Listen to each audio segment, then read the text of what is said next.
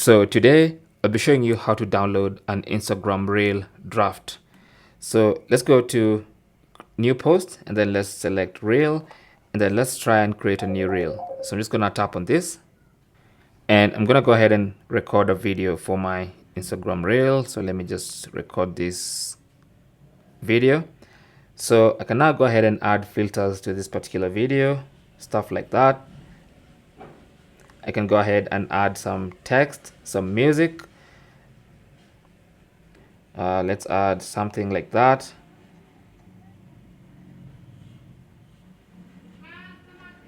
Okay. Once you've put everything you want, you can hit the next button and then you can see it right there. And then if you scroll all the way to the end, you will see this option to download. So you can now tap on it. And if you have some copyrighted music, it may not download. But if you have some audio, maybe some voiceover or maybe a funny clip, you can go ahead and tap on save. And that's going to save that particular video in your gallery. Okay, so that is basically how to download Instagram Reel drafts to your phone's gallery. Thanks for watching. Don't forget to like and subscribe, and good luck.